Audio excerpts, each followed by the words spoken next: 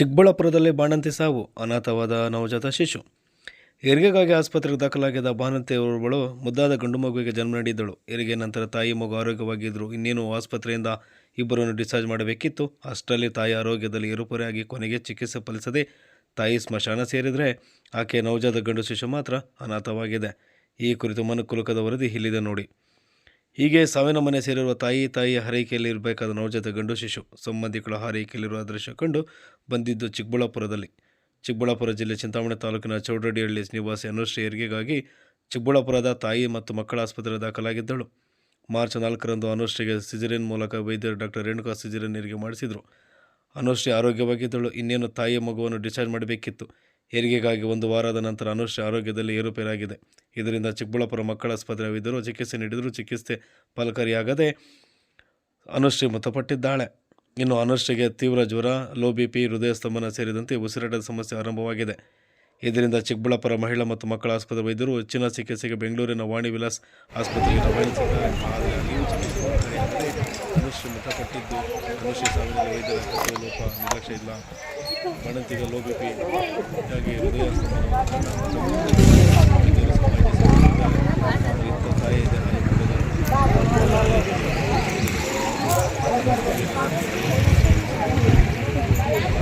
ಪರಿಹಾರ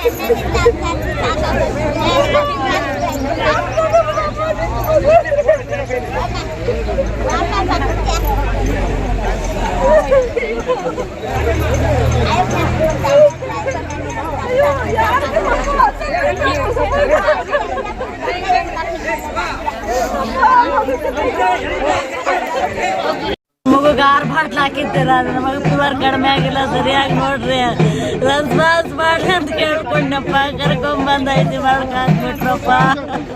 ಯಾವ ಹಾಸ್ಪಿಟಲ್ ಅದಕ್ಕೆ? ಚಿಕ್ಕಬಳ್ಳಾಪುರ ಡಿಸ್ಟ್ರಿಕ್ಟ್ ಆಸ್ಪತ್ರೆಪ್ಪ. ಸಾರ್ವಜನಿಕ ಆಸ್ಪತ್ರೆ ಏನು ಹೇಳ್ತಿತ್ತು ವೈದ್ಯರು? ನಿನ್ನ ಮಗು ಉಸಿರೈತಮ್ಮ, ನಿನ್ನ ಮಗು ಉಸಿರೈತಂತ ಉಸಿರು ಅಲ್ಲೇ ವಾಟವಾಗಿತ್ತು ಸ್ವಾಮಿ. ಕಣ್ಣುಗಳು ಮುಚ್ಚಿ ಹಾಕಿದ್ರು, ಸುಮ್ಮನೆ ಎತ್ಕೊಂಡಾಗ ವಾಣಿ ಇಲ್ಲ ಅದಕ್ಕೆ ಹಾಕಿದ್ರು.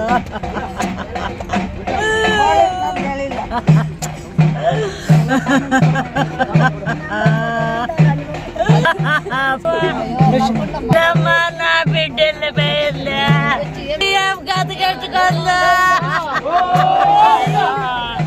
ಅನುಶ್ರೀ ಯಾರಪ್ಪ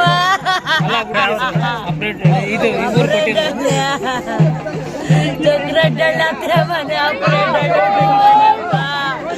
ಬಿಡ್ಡೆಲ್ಲ ಬಾರಪ್ಪ.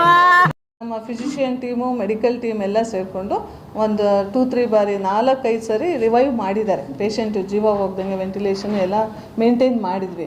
ಬಟ್ ಇದು ಕಾರ್ಡಿಯಾಕ್ ಎವ್ಯಾಲ್ಯೂಯೇಷನ್ ಆಗ್ಬೋದು, ಕಾರ್ಡಿಯಾಕ್ ಪ್ರಾಬ್ಲಮ್ ಬಂದಿದೆ, ಕಾರ್ಡಿಯಾಕ್ ಅರೆಸ್ಟು ಮತ್ತು ಕಾರ್ಡಿಯೋಮಯೋಪತಿ ಅಂತ ಆಗುತ್ತೆ. ಆಮೇಲೆ ಸ್ವಲ್ಪ ಹಾರ್ಟಲ್ಲಿ ಚೇಂಜಸ್ ಬಂದಿದೆ. ಅದಕ್ಕೋಸ್ಕರ ಇಲ್ಲಿ ಕಾರ್ಡಿಯಾಕ್ ಯೂನಿಟ್ ಇಲ್ವಲ್ಲ, ಅದಕ್ಕೆ ಬೆಂಗಳೂರಿಗೆ ಕಳಿಸ್ಕೊಟ್ರು. ಬಟ್ ಅಲ್ಲಿ ವಾಣಿ ವಿಲಾಸಲ್ಲಿ ಡೆತ್ ಆಗಿದೆ. ಇದು ನಮಗೂ ನೋವಿನ ಸಂಗತಿ. ಬಟ್ ಇಲ್ಲಿ ನಮ್ಮ ಆಸ್ಪತ್ರೆಯಲ್ಲಿ ಅಂಥ ನೆಗ್ಲಿಜೆನ್ಸ್ ಆಗಿಲ್ಲ.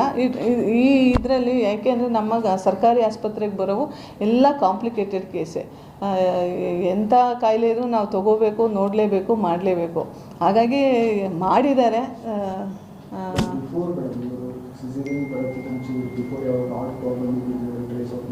ಅದು ಎಲ್ಲೂ ಟ್ರೇಸ್ ಔಟ್ ಆಗಿಲ್ಲ.